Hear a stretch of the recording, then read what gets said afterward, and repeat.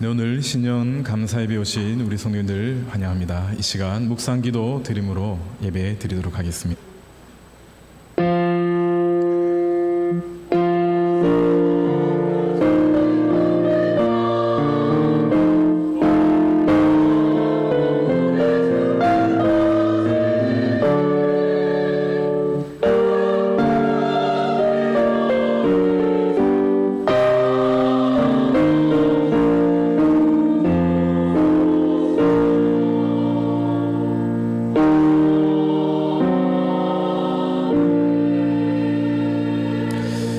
하나님 은혜를 참으로 감사드립니다. 2025년을 맞이하며 첫 주일을 주님 앞에 나와 예배드리는 우리 모든 성도님들 마음에 회복을 더해 주시고 새 힘을 주시고 오늘 예배를 흠양하여 주시옵소서. 감사하며 예수님의 이름으로 기도드리옵나이다. 아멘.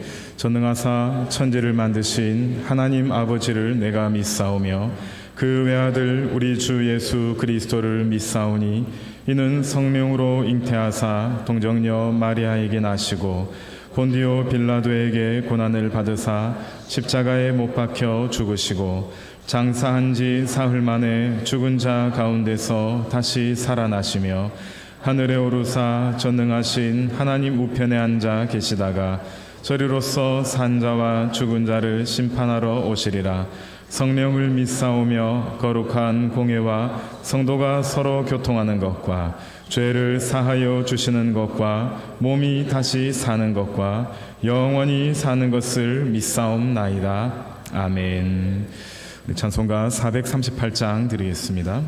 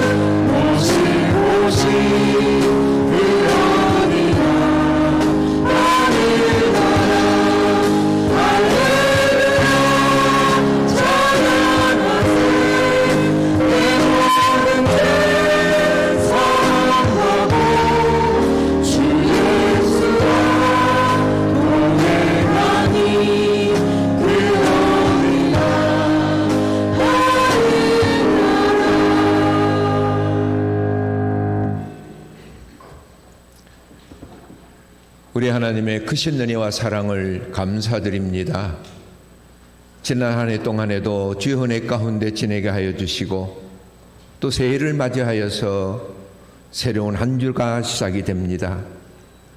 올 1년 52주를 하나님 은혜 가운데 지내게 하여 주시고 하나님께만 영광 돌리는 제 모든 성도들 되게 하옵소서.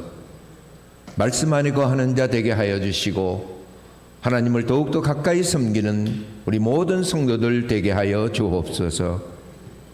사랑의 아버지 하나님 감사합니다. 우리 지영교회를 이 연산동에 세우시고 하나님 나라 확장 위하여 쓰임받게 하여 주시니 감사를 드립니다. 더욱더 주 앞에 크게 쓰임받는 교회 되게 하여 주시고 우리 모든 성도들이 힘을 모으고 뜻을 모으고 하나가 되어서 주의 일들을 잘 감당하는 저희 모든 성도들 되게 하옵소서. 올해도 직분을 맡았습니다. 하나님 아버지 한 해 동안에 맡은 직분 충성하게 하여 주시고 감사함으로 섬기는 우리 모든 직분자들 다 되게 하옵소서. 우리 교회 어린 생명들을 주님 기억하여 주시고 말씀으로 잘 양육받아 하나님의 귀한 자녀로 아름답게 성장할 수 있도록 은혜를 베풀어 주옵소서. 아버지 하나님, 우리 모든 부서마다 하나님 은혜 가운데 아름답게 성장하는 한 해가 되게 하여 주시고 하나님께만 영광 돌리며 하나님의 귀하게 쓰임받는 귀한 자녀들 다 되게 하여 주옵소서. 연약한 교우들이 있습니다. 하나님 아버지, 하나님 어루만져 주시고 회복을 허락하여 주옵소서. 올해는 건강한 몸으로 주의 일들을 감당하게 도와주시고 우리 어르신들 또한 교회 출입하는데 어려움 없도록 건강 지켜 주옵소서. 아버지 하나님, 늘 주님만 바라고 사는 우리 주행의 식구들 되게 하여 주시고 하나님이 주시는 말씀 안에서 순종하는 귀한 은혜가 있게 도와주옵소서. 주일성수 잘하는 우리 교우들 되게 하여 주시고 하나님이 주시는 축복을 누리는 귀한 은혜를 허락하여 주옵소서. 감사합니다. 오늘 또 말씀을 들고 단위에 세우신 우리 담임 목사님을 붙들어 주시고 영육간에 강건함을 주시고 날마다 새 힘을 주셔서 하나님의 귀한 일들을 올 한 해도 잘 감당하게 하옵소서. 사랑의 아버지 하나님, 기쁨으로 감당하게 하여 주옵소서. 감사함으로 감당하는 우리 귀한 목사님 되게 하여 주옵소서. 아버지 하나님, 오늘 또 주어진 말씀을 통하여서 은혜 받게 하여 주시고 말씀을 통하여서 우리가 깨닫는 자 되게 하여 주옵소서. 우리가 날마다 하나님 앞에 무릎 꿇고 기도하는 우리 성도들 다 되게 하여 주셔서 올 한 해는 더욱더 기쁨으로 주의 맡으신 귀한 일들 감당하며 하나님 나라의 확장 위하여 아름답게 쓰임받는 모든 성도들 되게 하여 주옵소서. 아버지 하나님, 또 다음 주부터 시작하는 우리 중구동부 수련회를 축복하여 주시고 하나님 은혜 가운데 우리 중구동부가 더욱더 크게 성장하며 말씀 안에 잘 양육받을 수 있도록 은혜를 베풀어 주옵소서. 오늘 또 귀한 찬양을 하나님께 드립니다. 아주 예루살렘 찬양들을 축복하여 주시고 모든 성도들과 함께 기쁨으로 주 앞에 찬양하는 대원들 다 되게 하여 주옵소서. 이 나라와 이 백성을 불쌍히 여겨주시고 궁일이 여겨 주옵소서. 나라가 혼란한 가운데 있사오니 하나님 안정되게 하여 주시고 자유민주가 굳건히 세워져서 하나님께 영광 돌리는 귀한 나라 되게 하여 주옵소서. 오늘 또 모든 것을 주님께 맡깁니다. 주님만 홀로 영광받아 주옵소서. 감사를 드리옵고 사랑 많으신 예수님 이름으로 기도하옵나이다. 아멘.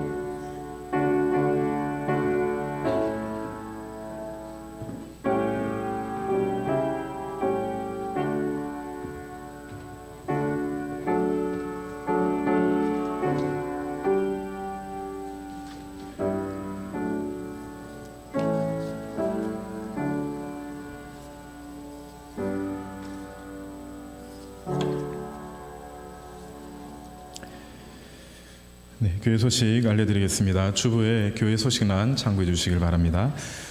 이제 2025년 이번 한 해도 주님의 풍성한 은혜를 경험하실 수 있기를 소망합니다. 그리고 또 새 한 해가 시작되었으니 113 신앙운동 또 열심히 동참해 주시길 바랍니다.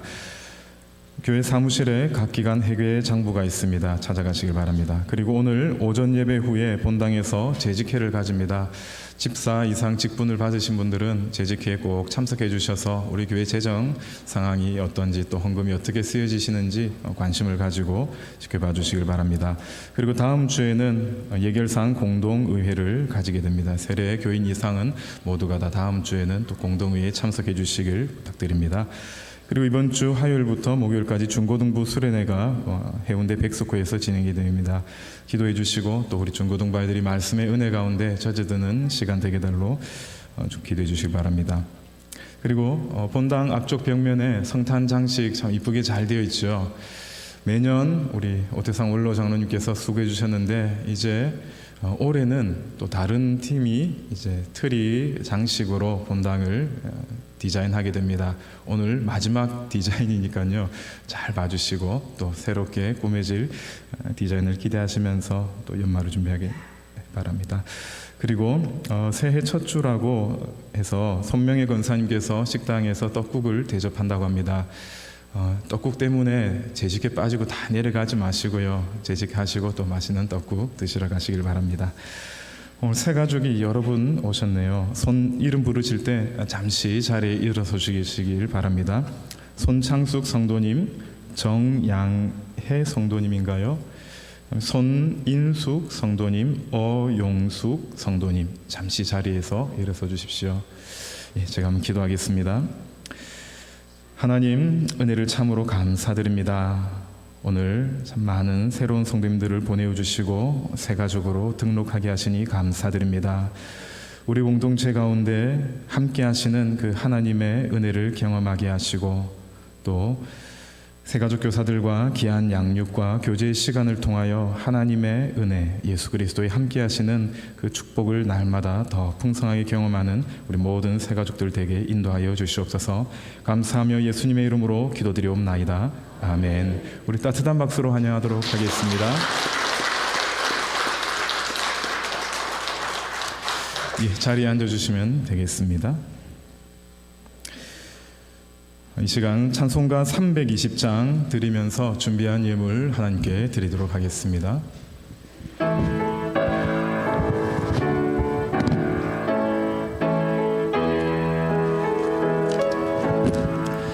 나의 죄를 정케 하사 주의 일꾼 삼으신 구세주의 넓은 사랑 항상 찬송합니다. 나의 일꾼 삼으신 주 크신 능력 주시고 언제든지 주 뜻대로 사용하여 주소서. 내게 부어주시려고 은혜 예비하신 주, 주의 은혜 채워주사 능력 있게 하소서. 나를 일꾼 삼으신 주 크신 능력 주시고 언제든지 주 뜻대로 사용하여 사절 드립니다. 주여 내게 성령으로 충만하게 채우사 생명수가 강물처럼 흐르게 하옵소서. 나의 일꾼 삼으신 주 크신 능력 주시고 언제든지 주 뜻대로 사용하여 주소서. 아멘. 예, 제가 광고하다가 하나를 빠뜨렸는데요. 선탄 장식 철거를 이번 주 토요일 10시 오전 10시 반부터 철거하도록 하겠습니다. 시간 되신 분들 또 시간 내셔서 같이 오셔서 철거할 수 있길 바랍니다. 이제 헌금을 위해서 기도하도록 하겠습니다. 하나님 은혜를 참으로 감사드립니다. 2025년 첫 주일을 기억하여 주님 앞에 나와 예배드립니다. 또 이 시간 우리가 가진 것을 하나님께 힘을 다하여 드립니다. 우리 가운데 물질적인 어려움이 있다면 하나님께서 위로하시고 또 그 경제적인 상황을 회복시켜 주시고 하나님께 감사함으로 더 많은 것을 드릴 수 있도록 형통케 되는 은혜를 더하여 주시옵소서. 이번 한 해 우리 성도님들 재정적인 어려움으로 인하여 고통당하지 않도록 주님의 돌보심과 함께 하신 은혜가 날마다 넘치게 하여 주시옵소서. 이 시간 드려진 귀한 예물들 하나님 나라와 복음의 전파를 위하여 귀히 쓰여지게 하여 주시옵소서. 감사하며 예수님의 이름으로 기도드리옵나이다. 아멘.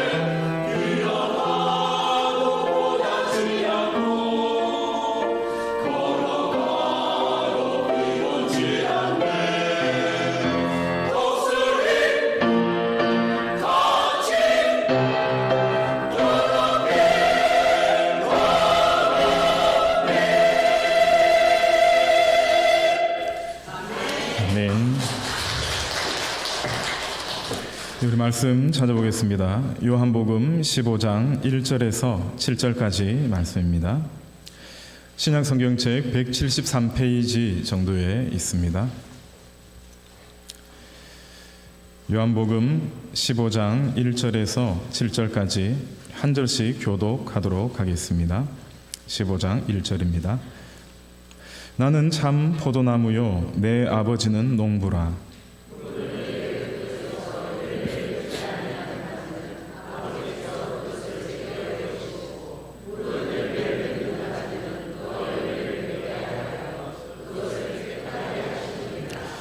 너희는 내가 일러준 말로 이미 깨끗하여졌으니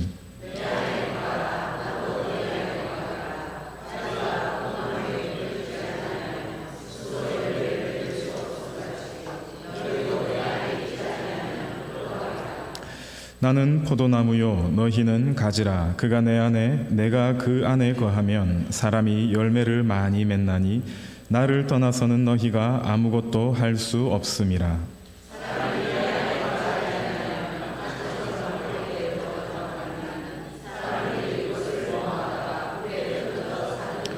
같이 읽겠습니다.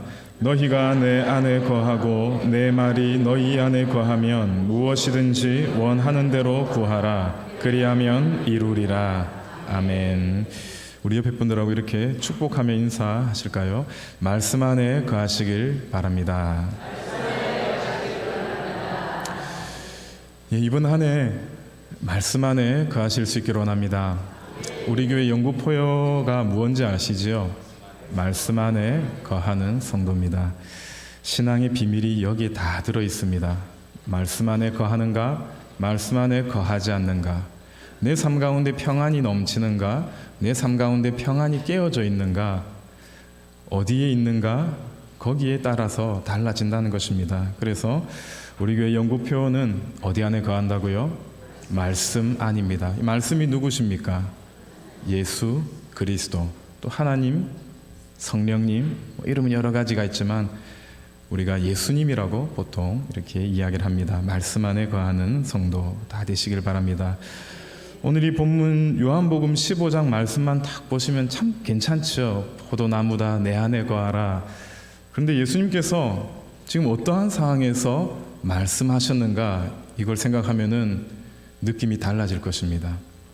지금 예수님이 어떤 상황에 있냐면요, 십자가를 지신 그날 저녁입니다. 마지막 날 저녁에 제자들의 발을 씻겨주시고 만찬을 하고 있을 때입니다. 저녁 식사할 때입니다.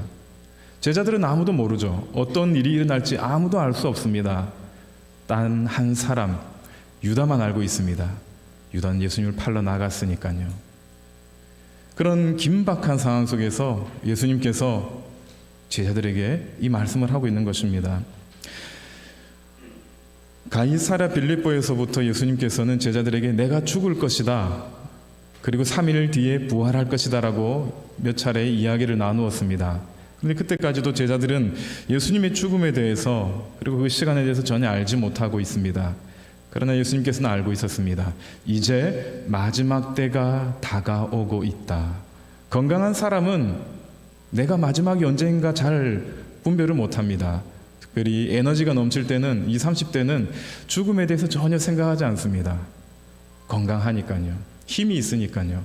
그런데 힘이 없고 연약해지고 병에 걸린 사람은 마지막이 있구나, 그런 생각을 하게 되죠.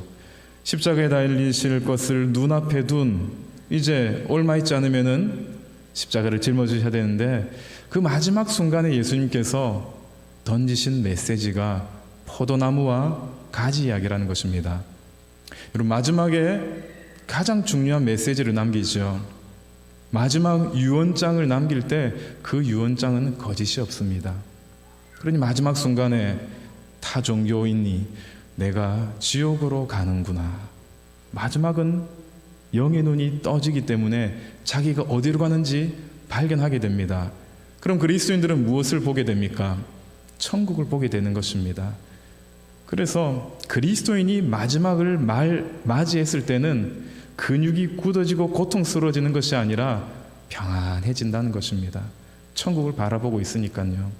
대표적으로 스데반 집사님, 돌에 맞아 죽을 걸 알고 있습니다. 재판장에서 천국을 바라보게 되죠.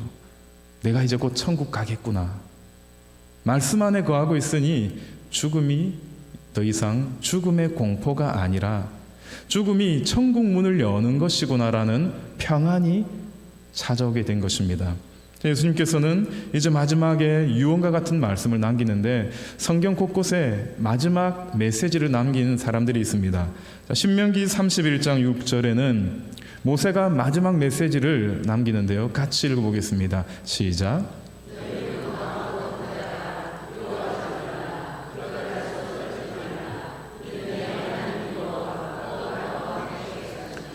결코 너를 떠나지 아니하시며 버리지 아니하실 것임이라. 아멘. 하나님께서 이스라엘을 버린다는 것입니까?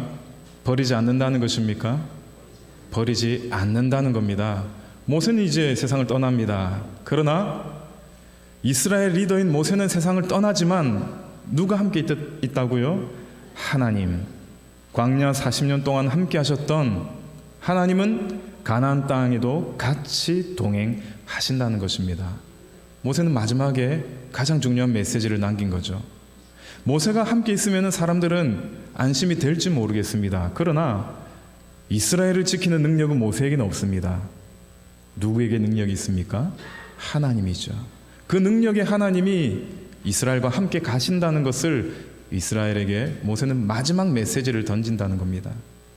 이 말씀 안에 이스라엘이 거하면 가나안을 정복하는 것이고, 말씀 안에서 거하지 않고 벗어났을 땐 전쟁에서 패배하게 됩니다. 또 다윗도 마지막에 유언을 남깁니다. 열왕기상 2장 3절 말씀 같이 읽겠습니다. 시작. 내 하나님 여호와의 명령을 지켜 그 길로 행하여 그 법률과 계명과 율례와 증거를 모세 율법에 기록된 대로 지키라. 그리하면 내가 무엇을 하든지 어디로 가든지 형통할지라. 아멘. 여러분, 제일 마지막에 붉은색으로 된 이 성경이 이루어지기를 원하죠. 어디를 가든지 무엇을 하든지 형통하기를 바란다. 그런데 조건이 있습니다. 제일 첫 번째 조건이 무엇입니까? 누구의 명령을 지킵니까? 누구의 길로 행해야 됩니까? 그렇죠. 앞에 조건이 이루어지지 않으면 무엇을 해도 실패하고요, 어디로 가도 형통이 없다는 것입니다. 하나님 말씀대로 살아가면은 무엇을 하더라도 하나님께서 지켜보시고 형통케 된다는 것입니다. 그것을 경험한 사람들의 이야기가 구약 성경에 나와 있습니다. 남들이 볼 때는 끝이 난 것 같지만 끝까지 하나님 말씀 붙잡고 그 자리를 버티니까 하나님께서 결국에는 형통의 은혜를 주셨다는 겁니다. 다윗이 또 경험하지 않았습니까?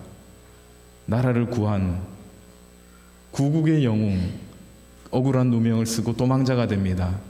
광야, 동굴, 적국, 얼마나 지친 삶을 살았습니까? 그러나 다윗이 붙잡았던 것은 나와 함께하는 여호와는 나의 목자시니, 목자 대신 하나님을 붙잡았습니다. 어디로 가든지 무엇을 하든지 형통케 되는 은혜를 경험했습니다. 그래서 마지막 유언에 말씀을 지키면, 하나님이 인도하시는 대로 순종하면 그 길은 형통한다는 것을 마지막에 메시지로 남깁니다. 또 바울도 어떻게 메시지를 마지막으로 남기냐면 디모데후서 2장 1절에서 2절 말씀 우리 같이 읽겠습니다. 시작. 내 아들아,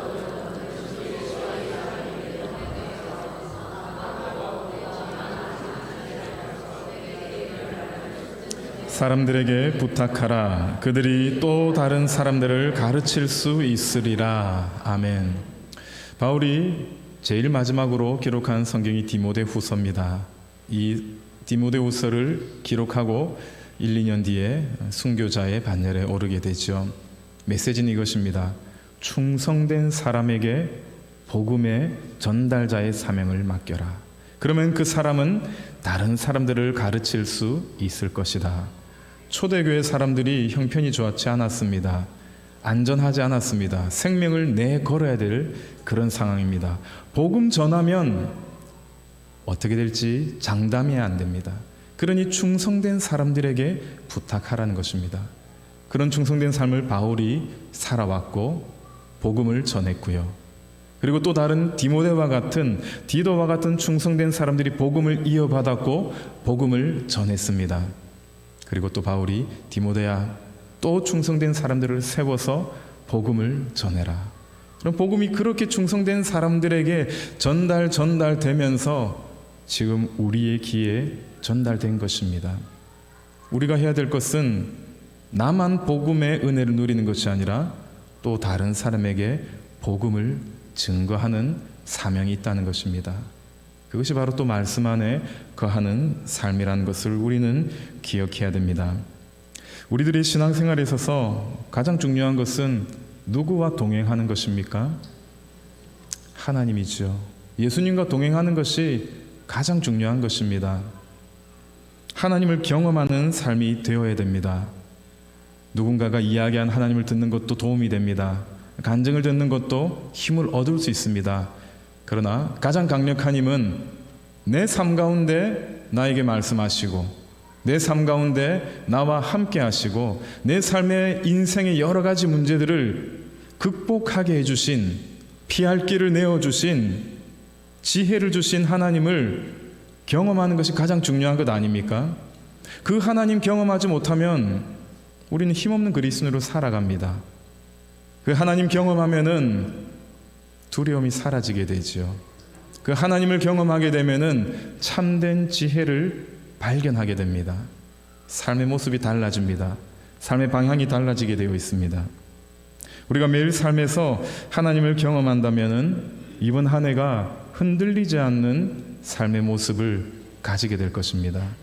우리는 얼마나 감정적으로 흔들립니까? 주일날, 평일날 우리의 감정대로 신앙생활 잘 하지 않습니까? 기쁜 일이 있으면 웃고, 기분 안 좋은 일이 있으면 기분 나빠하고, 감정에 충실한 삶을 우리는 살고 있습니다. 그러나 이제는 감정이 아니라 무엇에 충실한 삶을 살아야 됩니까? 말씀입니다. 말씀 붙잡는 것입니다. 그럴 때 우리의 삶은 놀라운 변화가 있습니다. 오늘 15장 1절에서 7절까지 7절의 말씀의 가장 중요한 메시지는 예수님 안에 거하라. 그러면 나도 너희 안에 거할 것이다. 그러면 많은 열매를 맺게 될 것이다. 이 메시지를 예수님께서 십자가를 지시기 바로 직전에 제자들에게 하고 있습니다. 근데 여러분, 포도나무 비유를 이해할 수 있는 제자들이 과연 그 당시에 몇 명이나 있었을까요? 갑자기 뜬금없이 포도나무 이야기를 하고 있고, 예수님의 죽으심에 대해서 제자들은 전혀 받아들일 준비가 되어 있지 않고요. 예수님께서 비유를 여러 가지 것들을 말하셨지만 깨닫지를 못할 그런 영적인 상황이었습니다. 마지막 순간까지도 하나님의 나라에 대한 이해가 부족했고요. 부활하신 예수님을 만났음에도 그들은 예수님에게 하나님 나라에 대한 이해가 부족한 질문을 하기도 했습니다. 그러니 예수님의 마지막 순간에도 누가 더 높은 자인가, 예루살렘으로 내려오면서 내가 더 많이 헌신했다라고 더 높은 자리에 올라갈 것이다, 그런 생각을 할 수밖에 없었죠. 심지어 가룟 유다는 지금 이 시간 예수님을 팔려고 밖에 나가서 그 자리에도 없었습니다. 제자들이 이해하지 못할 것을 예수님은 알고 있었습니다. 이해하지 못하는데도 예수님은 왜 말씀을 전할까요? 이해하는 사람에게 가르치는 게 훨씬 더 효율적이죠. 그런데 예수님은 무엇을 알고 있었냐면요, 부활하고 난 다음에 승천하시고 그 다음에 보혜사 성령님이 오시면 예수님께서 하셨던 그 모든 말씀을 깨닫게 해주실 것이라는 것을 알고 있었습니다. 지금은 아무리 얘기해도 알지 못합니다. 우리가 자녀들에게 앞으로 인생의 길이 어떤 일이 있는지 아느냐라고 말을 해줘도 그것을 경험하지 못하면 이해를 못하지요.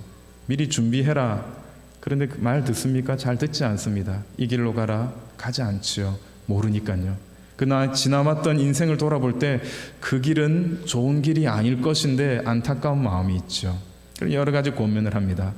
언제 깨닫습니까?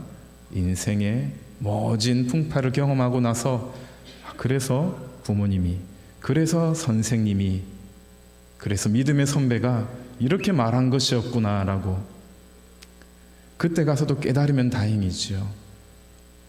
예수님은 지금은 제자들이 이해 못하지만은 여러 가지 메시지를 던져주시면서 성령님이 오시면 너희들이 다 깨닫게 될 것이다, 성령님이 임하실 그날을 기다리면서 메시지를 전하고 있습니다. 하나님께서 우리에게 원하는 것은 열매를 많이 맺는 것을 원하십니다. 예수님께서도 예수님의 제자들이 이 세상 살아갈 때 많은 열매를 맺는 것을 원하셨죠. 그래서 이 마지막 포도나무 비유를 전달하고 있습니다. 열매를 많이 맺기 위해서는 첫 번째가 예수님과의 관계를 먼저 생각해야 됩니다. 자, 1절 말씀 보시면은 나는 무엇이라고요? 여기서 나는 누구일까요? 예수님이죠. 예수님은 참 포도나무, 내 아버지는 누구일까요? 하나님이죠. 하나님은 농부다. 예수님은 참 포도나무고 하나님은 농부다. 제일 중요한 것이 관계입니다. 포도나무는 열매를 많이 맺는 것이 중요하지요. 열매를 많이 맺으면 농부에게 기쁨을 줍니다. 예수님은 나는 참 포도나무고 하나님은 농부고, 그러면 그리스도인 제자들은 무엇이 됩니까? 가지가 되는 것이죠.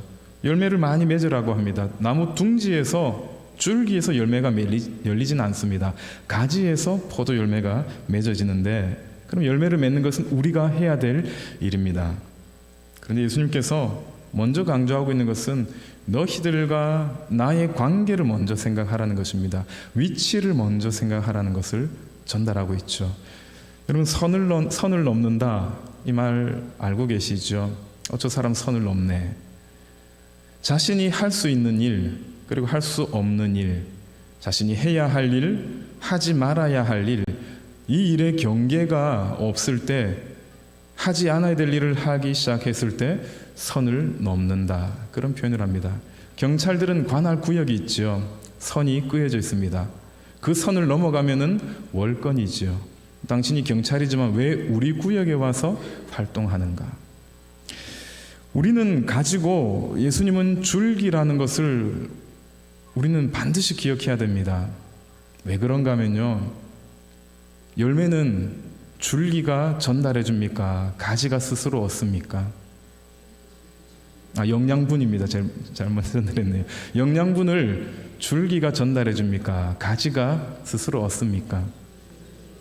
그렇죠.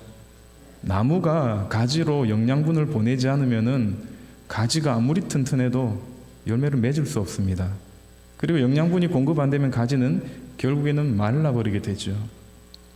위치가 헷갈리면은 내가 줄기인 것처럼 살아갑니다. 그래서 나의 인생이란 말, 내 마음대로, 내가 원하는 대로 한 번뿐인 인생 즐기자, 그런 이야기가 왜 나오겠습니까? 나와 예수님과의 관계가 전혀 정립이 되지 않았을 때는 내 인생, 나의 마음이 원하는 대로 한 번뿐인 인생, 내가 기뻐하는 대로 살아야 된다. 우리 자신의 필요를 따라서 자신의 소욕을 따라 살아가게 됩니다. 그리스도인이라고 불림을 받지만 육체적인 그리스도인으로 살아갑니다. 그런 그리스도인들에게 삶에 있어서 열매가 맺어지나요? 성경에서 말하고 있는 성령의 열매, 사랑과 희락과 화평, 온유, 절제, 이런 열매들은 절대로 맺어질 수 없습니다. 그런 성령의 열매가 없는 사람의 삶에서 전도의 열매가 맺어질 수 있을까요? 사랑이 없는 그리스도인들에게 선한 영향력을 어떻게 미칩니까? 온유하지 않는 그리스도인들이 어떻게 하나님께로 다른 영혼들을 인도할 수 있는 그리스도의 향기가 될 수가 있겠습니까? 우리가 새해를 시작하면서 첫 번째 주일을 보내면서 이 관계를 반드시 생각하십시오. 나는 가지고요, 예수님이 줄기입니다. 그러니까 말씀 안에 거해야 됩니다. 예수님이 인도하시는 대로 순종해야지 우리가 열매를 맺을 수가 있습니다. 그렇지 않을 때는 우리는 헛된 삶을 살아가게 되죠. 그리고 예수님께서 실제적으로 열매를 맺기 위해서는 어떻게 해야 되냐면은 4절 말씀을 우리에게 전합니다. 같이 읽겠습니다. 시작. 내 안에 거하라, 나도 너희 안에 거하리라. 가지가 포도나무에 붙어 있지 아니하면 스스로 열매를 맺을 수 없음 같이 너희도 내 안에 있지 아니하면 그러하리라. 아멘. 자, 이제 실제적으로 우리가 열매를 맺어야 되는데 그 방법은 예수님 안에 거하는 것입니다. 우리가 예수님 안에 거하면 예수님께서 우리 안에 거하신다는 것입니다. 우리가 인생을 살아갈 때 혼자가 아니라는 것을 기억하십시오. 내가 예수님 안에 거하면 예수님이 내 안에 거하셔서 예수님의 지혜를 주십니다. 내가 예수님 안에 거하면 바깥에는 태풍, 비바람, 어떠한 어려운 상황이라도 내 삶 가운데 예수님이 계시기 때문에 나의 마음은 평안해집니다. 이것이 그리스도의 평안이고 세상이 줄 수 없는 평안을 너희에게 주노라. 그 말씀이 이루어지는 삶이 될 것입니다. 제자들은 지금은 이해 못했지만 나중에 경험하게 되지요. 성령님이 오셔서 모든 것을 깨닫게 해주시니까 포도나무 비유가 무엇인지 알게 되는 것입니다. 아는 것으로 끝나는 것이 아니라 실제적으로 경험합니다. 실수 많았던 제자들, 의심 많았던 제자들, 겁이 많았던 제자들이 담대하게 나가지요. 복음을 전합니다. 사단의 세력들이 도망갑니다. 병들었던 자들이 치유가 되는 놀라운 역사들이 일어납니다. 정신병에 걸렸던 사람들이 정신이 온전하게 돌아옵니다. 성령님의 역사가 나를 통해서 드러난다는 것을 제자들은 깨닫게 되죠. 바울도 빌립보 성도들에게 이렇게 말합니다. 빌립보서 2장 13절 말씀 같이 읽겠습니다. 시작. 너희 안에서 행하시는 이는 하나님이시니 자기의 기쁘신 뜻을 위하여 너희에게 소원을 두고 행하게 하시나니. 아멘. 지금 바울은 감옥에 갇혀 있는 상황에서 빌립보 성도들에게 서신을 보낸 것이 빌립보서입니다. 빌립보 성도들에게 여러분들 안에서 역사하시는 분이 계십니다. 그분이 바로 예수 그리스도 그리고 성령 하나님께서 역사를 행하신다는 것입니다. 하나님의 소망을 여러분들 마음속에 주면서 여러분들이 하나님의 뜻을 이루어 나가는 가지로 살아갈 수 있도록 여러분들 안에서 역사하신다는 것을 말하고 있죠. 성님들, 우리가 하나님께 마음을 드리면 하나님께서 우리 안에서 역사하십니다. 일하시기 시작하십니다. 이전에는 가지지 못했던 새로운 마음이 일어나기 시작하지요. 이제는 생각지 못했는데 이제는 좀 말씀 읽어야 되지 않을까. 이번 한 해는 하나님이 기뻐하는 삶을 살아야 하지 않을까. 무언가 변화가 일어나기 시작합니다. 그 변화의 첫 출발점은 생각의 영역이라는 것을 우리는 알아야 됩니다. 의존성의 중요함. 내가 그리스도 안에 늘 머물러 있을 때 우리의 삶의 변화는 점점 일어나게 됩니다. 복음서에 보면은 한 사람에게 있던 귀신이 쫓겨나는 이야기가 있습니다. 그런데 귀신이 쫓겨났는데 시간이 지나니까 그 사람 안에 7 귀신이 다시 들어오게 됩니다. 그 사람 안에 무엇이 채워지지 않았냐면은 말씀이 채워지지 않았습니다. 성령님의 능력으로 귀신이 쫓겨났을 수는 있는데 그 사람 마음속에 말씀이 충만해지지 않으니 다시 귀신이 들어온 것입니다. 거라사 광인의 이야기는 한 사람 몸 안에 2,000마리 이상이 되는 귀신이, 군대 귀신이 들어갈 수 있다는 것을 보여줍니다. 실제적으로 있었던 일이지요. 너무나 두렵고 끔찍한 일이 아닙니까? 우리 안에 말씀이 없으면 사단이 어떤 생각을 심어줄 줄 우리는 알 수가 없습니다. 우리 안에 성령님이 계시기 때문에 완전히 제압당하진 않을지 모릅니다. 그러나 우리에게 여러 가지 생각을 사단은 계속 심어줄 수 있습니다.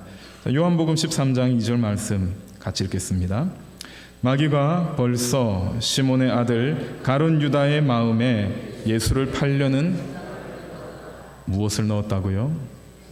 생각을 넣었습니다. 하나님이 기뻐하지 않는 일을 하도록 사단이 우리에게 생각을 넣어버립니다. 교회를 어렵게 만들 수 있는 생각을 사단이 넣어버립니다. 그 생각 버리지 않으면은, 그리고 그 생각대로 행동한다면 교회는 평안이 깨어집니다. 사단이 주는 생각을 떨쳐버리지 않으면 가정에 불화가 생깁니다. 사단이 주는 생각을 버리지 않으면 여러분들 직장 생활 속에서 고통 가운데 지내게 될 것이고, 하나님의 평안은 모든 것이 깨어지게 될 것입니다. 여러분, 내 안에 무엇이 충만해야 됩니까?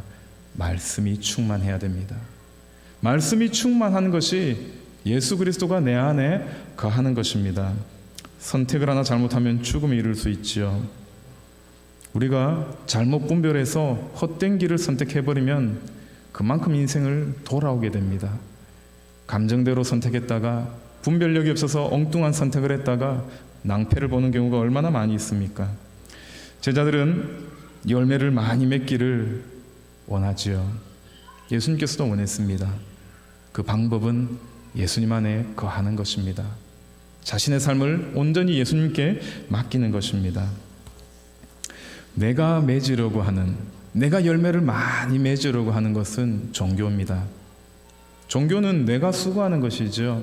그리고 타 종교에 가면은 얼마나 많은 헌신을 했는가, 얼마나 많은 금전을 바쳤는가, 얼마나 많은이 늘 들어갑니다. 내가 이만큼 했다. 그러나 기독교는 그것을 원하지 않습니다. 내가 얼마나 많은이 아니라 내 안에 그리스도가 얼마나 충만한가. 가장 중요한 것이 이것입니다. 계산을 하며 살아가는 곳, 그것은 직장이지요. 이익만이 지배하는 것이 직장 생활입니다. 그 회사에 내가 이익이 되는가 되지 않는가에 따라서 정리가 되는가 정리가 되지 않고 그곳에 남아있는가. 그러나 교회는 그런 것이 아닙니다. 하나님은 우리 한 사람 한 사람을 계산하면서 부르지 않습니다. 저 사람은 교회 유익이 있으니까 초청하고 저 사람은 교회 유익이 없으니까 초청하지 않고, 여러분, 우리 하나님 그런 하나님 아닙니다. 모든 사람을 초청하십니다. 그리고 모든 사람에게 성령의 축복을 부어주시기를 원합니다. 우리가 할 일은 말씀 붙잡는 것입니다. 내 안에 예수 그리스도가 충만할 수 있도록 날마다 말씀 안에 거하는 것입니다. 그러면 열매를 맺게 되어 있습니다. 내가 예수님 안에 거하면은 하나님의 은혜가 날마다 부어지게 되어 있습니다.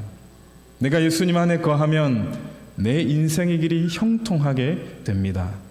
이 놀라운 축복을 우리가 가지고 있음에도 그렇게 살아가지 못하죠. 그래서 우리는 은혜가 없으면은 제대로 살아갈 수가 없는 존재입니다. 우리가 서로 기도하는 이유가 바로 이것입니다. 목장 모임을 하는 이유가 바로 이것입니다. 기도할 힘이 없기 때문에 목장 식구들끼리 모여서 기도하자는 거죠. 우리는 쉽게 좌절하기 때문에 목장 식구끼리 모여서 격려하자는 것입니다.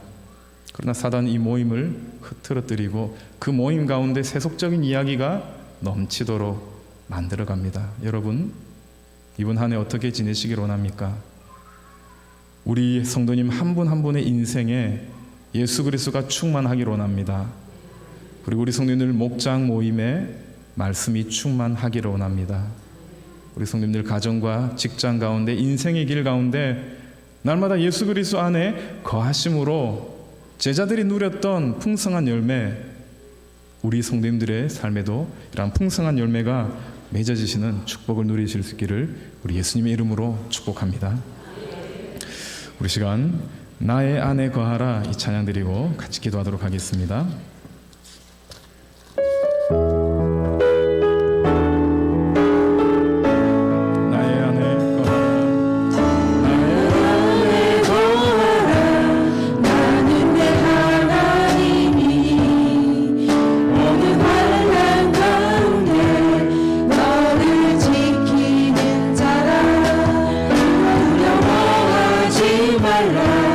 내가 널 도와주리니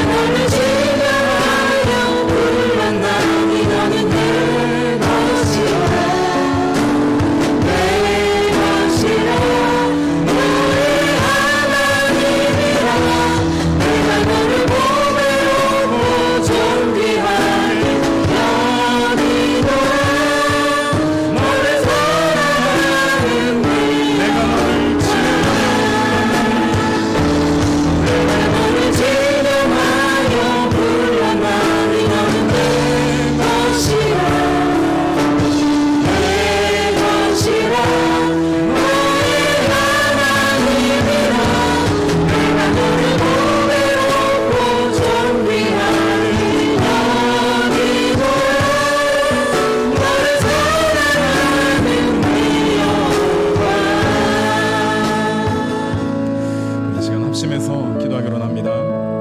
우리 성도인 한 분 한 분의 삶 가운데 하나님이 함께 하시고 또 말씀 안에 거하는 이번 한 해가 되게 해주셔서 연말에 이르러서 하나님께 귀한 열매를 올려드리는 이번 한 해가 되게 달라고 우리 자신의 삶을 놓고 합심해서 기도하겠습니다. 하나님 은혜를 참으로 감사드립니다.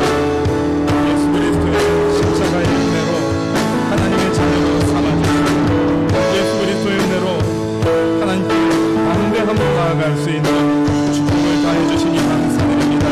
하나님, 우리 성님들 이번 한 해 늘 하나님의 은혜 안에 가하게 하시고 예수 그리스도 안에서 누릴 수 있는 하나님의 자녀의 특권을 누릴 수 있는 귀한 한 해가 되기로 원합니다.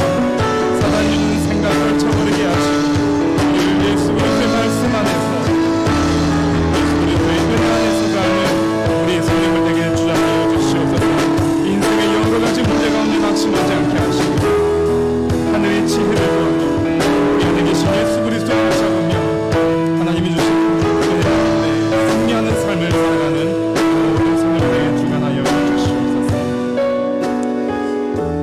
하나님 은혜를 참으로 감사드립니다. 우리를 사랑하셔서 하나님의 자녀로 삼아주시니 그 은혜 감사드립니다. 우리가 예수 그리스도 안에 거할 때 예수님께서도 우리 안에 거하시고 우리 안에 계시는 예수님의 능력이 우리의 삶 가운데 많은 열매를 맺게 하신다고 하셨사오니 2025년 말씀 안에 거하는 성님들 다 되게 도와주시옵소서.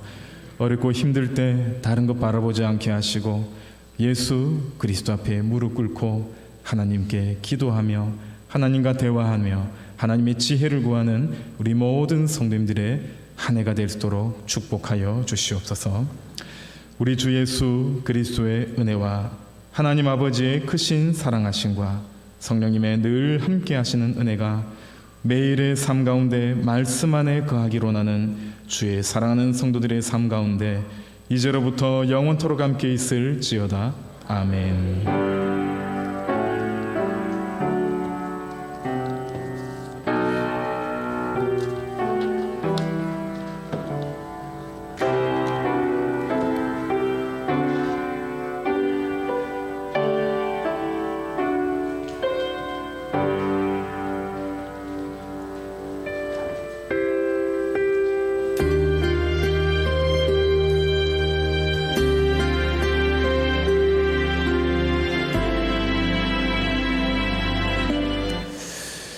우리 찬송가 505장 드리면서 바로 재직해 시작하도록 하겠습니다. 찬송가 505장 온 세상 위하여 찬양하겠습니다.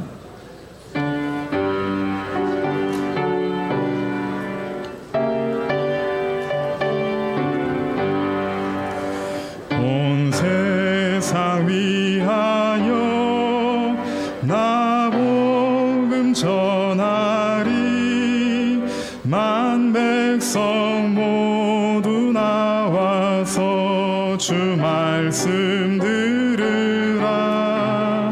죄 중에 빠져서 헤매는 자들아 주님의 음성 듣고서 너 구원 받으라. 전하고 기도해 매일 증인 되리라. 세상 모든 사람 다 듣고 그 사랑 알도록 3절 드립니다. 온 세상 위하여 주 은혜 임하니 주 예수 이름 힘입어 이 복음 전하자. 먼 곳에 나가서 전하지 못해도 나 어느 곳에 있든지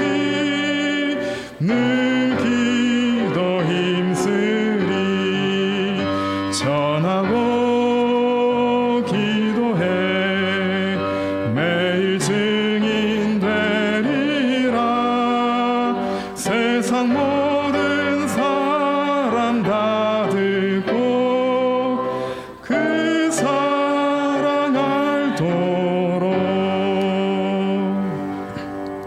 아멘. 우리 말씀 찾아보겠습니다. 요한